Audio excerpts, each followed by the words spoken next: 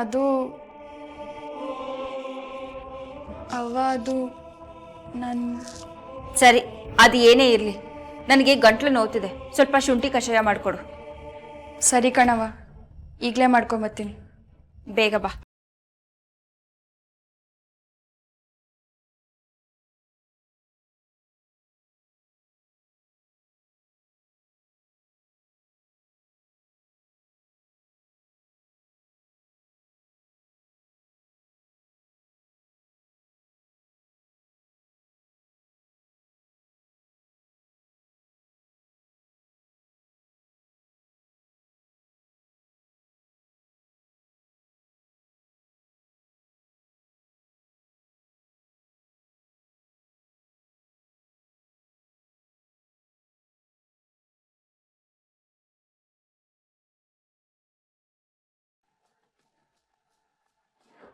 ಅನ್ನ ತಿನ್ನೋ ಮನೆಗೆ ಕನ್ನ ಹಾಕೋ ಅಂತವನ್ನ ನಮ್ಮ ಅಣ್ಣನ ಮಗ ನಂಬ್ಕೊಂಡು ಕೂತಿದ್ದಾನೆ. ಇದನ್ನ ಹೀಗೆ ಮುಂದುವರಿಯೋಕ್ ಬಿಟ್ರೆ ನಾವೆಲ್ಲ ಕಂಪ್ನಿ ಮಾರಿ ಬೀದಿಗೆ ಬೀಳ್ಬೇಕಾಗತ್ತೆ. ನೋ, ಅದು ಈ ಜನ್ಮದಲ್ಲಿ ಸಾಧ್ಯ ಇಲ್ಲ. ಕುಮುದ ಹಾಗಾಗೋದಕ್ಕೆ ಬಿಡೋದೇ ಇಲ್ಲ.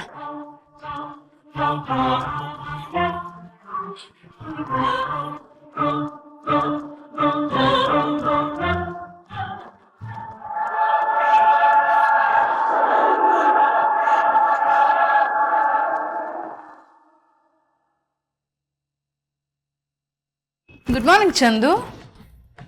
ಗುಡ್ ಮಾರ್ನಿಂಗ್ ಅತ್ತೆ. ಯಾಕೋ ಪೇಪರ್ನ ಹೀಗೆ ಬಿಸಾಕ್ದೆ? ಏನಾಯ್ತು? ಇನ್ನೇನತ್ತೆ, ನಾವು ನಂಬಿಕೆ ಇಟ್ಕೊಂಡು ಕೆಲವ್ರಿಗೆ ವೋಟ್ ಮಾಡ್ತೀವಿ, ಅವರೇ ಮಂಟಿನೇ ಕೆಲಸ ಮಾಡಿದ್ರೆ ಇದು ಸುದ್ದಿ. ಕೋಟಿ ಜನ ನಂಬಿರೋ ಆಟಗಾರ ಬಿಡ್ಗಾಸ್ಗೋಸ್ಕರ ತನ್ನನ್ನು ತಾನೇ ಮಾರ್ಕೊಂಡಿದ್ದಾನೆ. ಲಕ್ಷಾಂತರ ಜನಕ್ಕೆ ಅನ್ನ ಹಾಕ್ಬೇಕಿರೋರು ಕೋಟಿಗೋಸ್ಕರ ಜೋಳ್ಗೆ ಇಟ್ಕೊಂಡು ಕಾಯ್ತಾ ಇದ್ದಾರೆ. ಇವ್ರನ್ನೆಲ್ಲ ನೋಡ್ತಾ ಇದ್ರೆ ಪ್ರೇಮದ ಕಾಣಿಕೆ ಸಿನಿಮಾದ ಒಂದು ಹಾಡು ನೆನಪಾಗ್ತಿದೆ. ನಿನ್ನ ಆಸೆಗೆಲ್ಲಿ ಕೊನೆ ಇದೆ. ಚಂದು, ಒಂದೇ ರಕ್ತ ಹಂಚ್ಕೊಂಡು ಹುಟ್ಟಿದವರು ಒಂದೇ ರೀತಿ ಯೋಚನೆ ಮಾಡ್ತಾರೆ ಅನ್ನೋದಕ್ಕೆ ನೀನೇ ಸಾಕ್ಷಿ. ನಾನು ಏನು ಹೇಳಬೇಕು ಅಂತ ಇದ್ನೋ ಅದನ್ನೇ ನೀನು ಮಾತಾಡ್ತಾ ಇದೀಯ. ಆದರೆ ನೀನು ದೇಶದ ಬಗ್ಗೆ ಚಿಂತೆ ಮಾಡ್ತಾ ಇದ್ದೆ, ನಾನು ಮನೆ ಬಗ್ಗೆ ಚಿಂತೆ ಮಾಡ್ತಾ ಇದ್ದೆ. ಮನೆ ಬಗ್ಗೆನಾ? ನನಗೇನು ಅರ್ಥ ಆಗ್ತಿಲ್ಲ. ದೇಶದ ಬಗ್ಗೆ ಯೋಚನೆ ಮಾಡಬೇಕಾದ್ರೆ ನಿನ್ನ ಕಣ್ಣು ದೊಡ್ಡದಾಗಿರುತ್ತೆ, ಅದೇ ಮನೆ ಬಗ್ಗೆ ಯೋಚನೆ ಮಾಡಬೇಕಾದ್ರೆ ಕಣ್ಣು ಚಿಕ್ಕದಾಗತ್ತೆ. ಮತ್ತೆ ನನ್ಗೆ ಈಗಲೂ ನೀವೇನು ಹೇಳಿದ್ರೆ ಅರ್ಥ ಆಗ್ತಿಲ್ಲ. ಒಗ್ಟಿನ ಮಾತು ಸಾಕು, ಅದೇನು ಹೇಳಬೇಕು ಅಂತಿರೋ ನೇರವಾಗಿ ಹೇಳಿ, ಪರವಾಗಿಲ್ಲ. ನೀನೇ ನನಗೆ ಇಷ್ಟೊಂದು ಸ್ವಾತಂತ್ರ್ಯ ಕೊಟ್ಟ ಮೇಲೆ ನನಗಿನ್ನೇನು ಭಯ ಚಂದು. ಚಂದು, ಆ ರಂಜಿತ್ ನಾವು ಸೆರಗಲ್ ಕಟ್ಕೊಂಡಿರೋ ಕೆಂಡ ಬೈಸಿ ಬೈಸಿ ವಿಷದ ಹಾವನ್ನ ನಾವೇ ಮನೆಯಲ್ಲಿ ಸಾಕೊಂಡಿದ್ದೀವಿ. ಕೆಂಡ ಸುಡುತ್ತೆ, ವಿಷ ನಮ್ಮನ್ನ ಕೊಲ್ಲುತ್ತೆ. ಇದನ್ನೆಲ್ಲ ನಾನು ನಮ್ಮ ಅಣ್ಣನ ಮಗನಿಗೆ ಹೇಳ್ಕೊಡ್ಬೇಕಾ ಚಂದು? ಇದನ್ನೆಲ್ಲ ಹೇಳಿಸ್ಕೊಳ್ಳೋ ಅಷ್ಟು ಅವಿವೇಕಿ ಅಲ್ಲ ನಮ್ಮ ಚಂದು ಅಂತ ನನಗೆ ಗೊತ್ತು.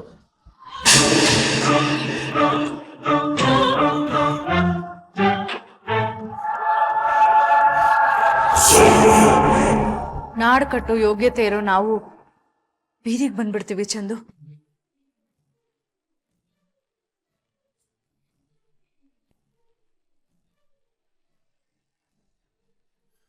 ನಮ್ಮಪ್ಪನ ಶ್ರಮ, ನಮ್ಮ ಅಣ್ಣನ ರಕ್ತ, ನಿನ್ನ ಪರಿಶ್ರಮದ ಬೆವರು,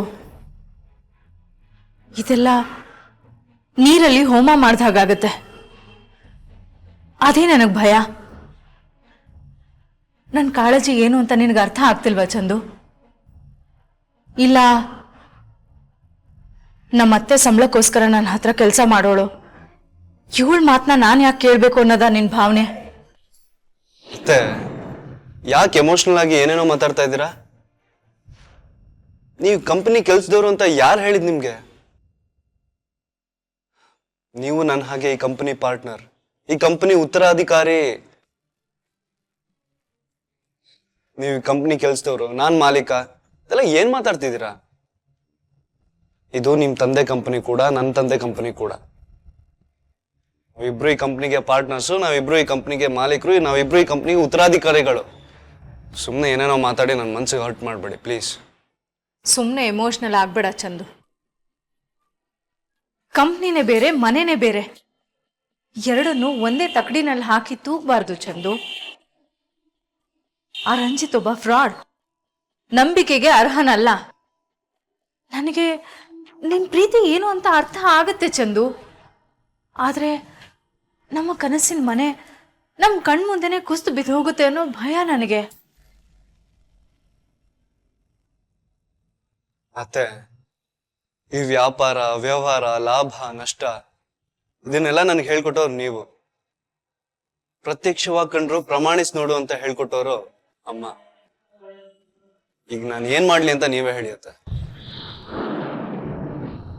ಚಂದು, ಗೋಸುಂಬೆ ಅಂತ ಒಂದು ಪ್ರಾಣಿ ಇದೆ ಗೊತ್ತಾ?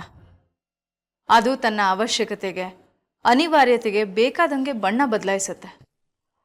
ಈ ರಂಜಿತ್ತು ಹಾಗೇನೆ ಸಂಬಂಧಗಳ ಸುಂದರವಾದ ಕಾರಣಗಳನ್ನ ಬಳಸ್ಕೊಳ್ತಾನೆ. ಇವನು ಒಂದ್ ರೀತಿ ಗೋಸುಂಬೆ ಇದ್ದ ಹಾಗೇನೆ. ಮತ್ತೆ ಶ್ವೇತತೆ ಬರ್ತಾ ಇದಾರೆ, ಈ ವಿಷಯ ಆಮೇಲೆ ಮಾತಾಡೋಣ. ನನಗೆ ಹಾಗೆಲ್ಲ ಅಗತ್ಯದ ಕಾರಣಕ್ಕೆ ಮಾತನ್ನ ಬದಲಾಯಿಸೋ ಹಂಗಿಲ್ಲ ಚಂದು. ಶ್ವೇತಾ ನನ್ನ ತಂಗಿ, ನನಗ್ ಗೊತ್ತು. ನನ್ನ ತಂಗಿಗೋಸ್ಕರ ನನ್ನ ಇಡೀ ವಂಶದ ಸುಖನ ಅಡ ಇಡೋದಕ್ಕೆ ನಾನ್ ರೆಡಿ ಇಲ್ಲ ಚಂದು. ಮತ್ತೆ ಪ್ಲೀಸ್ ಶ್ವೇತತೆ ಮುಂದೆ ಏನು ಮಾತಾಡ್ಬೇಡಿ. ಎಲ್ಲೇ ನಿನ್ ಪತಿ ರಾಯ? ಯಾಕಕ್ಕ? ಈಗ ತಾನೇ ಅರ್ಜೆಂಟ್ ಕೆಲಸ ಇದೆ ಅಂತ ಹೋದ್ರು. ಕಂಪ್ನಿ ಕೆಲಸ ಅಂತಾನೆ ಹೇಳಿದ್ರು. ಯಾಕೆ ನಿನಗೆ ಗೊತ್ತಿಲ್ವಾ? ಕಂಪ್ನಿ ಕೆಲ್ಸನಾ? ಪಾಪ, ಏನ್ ಅರ್ಜೆಂಟೋ ಏನೋ. ಯಾಕಕ್ಕ? ಅವ್ರ ಕಾರಣಕ್ಕೆ ಏನಾದ್ರೂ ತೊಂದರೆ ಆಗಿದ್ಯಾ? ಅಯ್ಯೋ ಏನಿಲ್ಲ ಶ್ವೇತತೆ, ನೀವ್ಯಾಕೆ ಹಾಗೆ ಅನ್ಕೋತೀರಾ? ಏನೂ ಆಗಿಲ್ಲ ಕಣೆ. ಆದ್ರೆ ಏನ್ ಆಗ್ಬಾರ್ದಿತ್ತೋ ನಾನು ನಿಮ್ಗೇನು ಹೇಳ್ದೆ, ಅದು ಕಂಪ್ನಿ ವಿಷಯದ ವ್ಯವಹಾರ. ನಾನು ಕುಮ್ದತೆ ನಿಭಾಯಿಸ್ತೀವಿ, ಯು ಡೋಂಟ್ ವರಿ. ನಂಗದೆಲ್ಲ ಏನ್ ಗೊತ್ತು ಚಂದು. ನೀನ್ ಹೇಳ್ಬೇಕು, ನಾನ್ ಕೇಳ್ಬೇಕು ಅಷ್ಟೇ ತಾನೇ.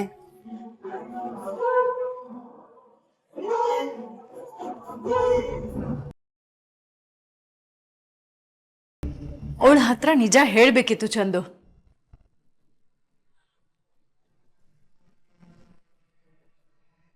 ಎಲ್ಲ ಸರಿ ಸತ್ಯದ ಅವಶ್ಯಕತೆ ಇರಲ್ಲ ಅತ್ತೆ. ಕೆಲವು ಸರಿ ಸುಳ್ಳು ಅನಿವಾರ್ಯ ಆಗುತ್ತೆ. ಯಾವಾಗ, ಎಲ್ಲಿ, ಯಾಕೆ ಮಾತಾಡ್ಬೇಕು, ಯಾಕೆ ಮಾತಾಡ್ಬಾರ್ದು ಅನ್ನೋದು ಬುದ್ಧಿವಂತಿಕೆ ಅಲ್ವಾ ಅತ್ತೆ?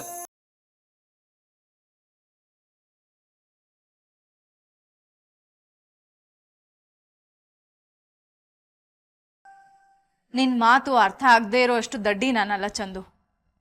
ಆ ರಂಜಿತ್ ಒಬ್ಬ ನಾಯಿ, ಸಾಕಿದ್ ನಾಯಿ. ಸಾಕಿದ್ ನಾಯಿ ಕಚ್ಚೋದಿಲ್ಲ, ಆದ್ರೆ ಕಚ್ಚಬಾರ್ದು ಅನ್ನೋ ಕಾನೂನೇನಿಲ್ವಲ್ಲ.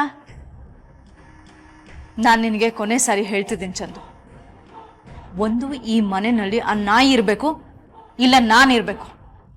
ನೀನೇ ಡಿಸೈಡ್ ಮಾಡು.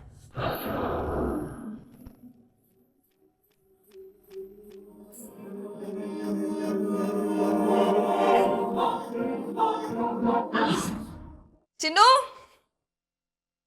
ಚಿನ್ನು, ಎಲ್ಲಪ್ಪ ಹೋದ್ಲಿ ಇವಳು. ಚಿನ್ನು, ಚಿನ್ನು.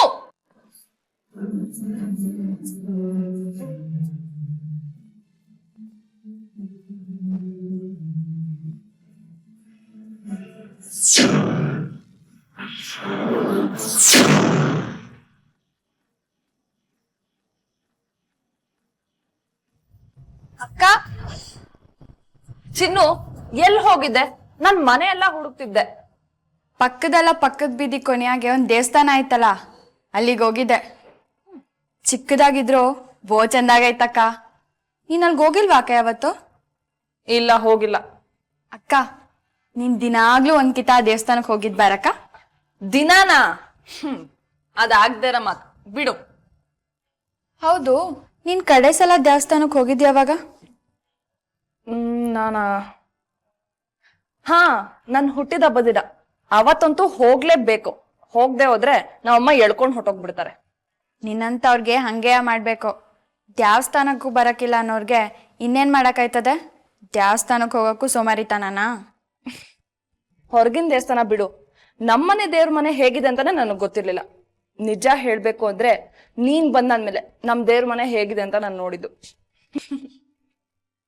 ಅಕ್ಕ, ಅಡ್ಗೆ ಮನೆಯಾಗೆ ನಿನಗೆ ಜ್ಯೂಸ್ ಇಟ್ಟಿದ್ದೀನಿ ಅಂತ ಹೇಳದ್ನಲ್ಲ, ಕುಡ್ದ್ಯಾ? ಶೋ ಮತ್ತೆ ಹೋಯ್ತು ಚಿನ್ನು, ಸಾರಿ. ನಿನ್ಗೆ ತಗೊಂಡ್ ಕುಡಿಯೋದ್ನಲ್ಲ, ಅದೇ ನನ್ ತಪ್ಪು. ತತ್ತಿ ನೀರು. ಬೇಗ ತಗೊಂಡ್ ಬಾ, ನಾನು ಹೊರಗೋಗ್ಬೇಕು. ಹೊರ್ಗ? ಎಲ್ಲಿಗೆ ಹೋಯ್ತಾ ಇದ್ಯಾ ಅಕ್ಕ? ಆ ಅದು ಟಾಪ್ ಸೀಕ್ರೆಟ್. ಸೀಕ್ರೆಟ್ ಅಂದ್ರೆ? ಸೀಕ್ರೆಟ್ ಅಂದ್ರೆ ಗುಟ್ಟು.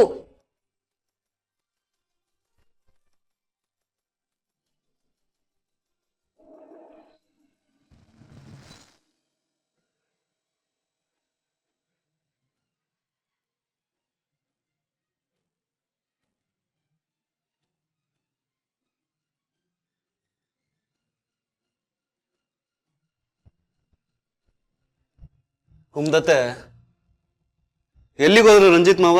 ಇಷ್ಟೊತ್ತಾದ್ರೂ ಬಂದಿಲ್ಲ. ನನಗ್ ಬೇರೆ ಆಫೀಸಲ್ಲಿ ತುಂಬಾ ಕೆಲಸ ಇದೆ. ಎಲ್ಲಿಗೆ ಹೋದ್ರು ಅಂತಾನೂ ಗೊತ್ತಿಲ್ಲ. ಬರ್ದೇ ಇರೋ ಮಳೆಗೆ ಬಡ ರೈತ ಕಾದ್ನಂತಲ್ಲ, ಹಂಗಾಯ್ತು ಕತೆ.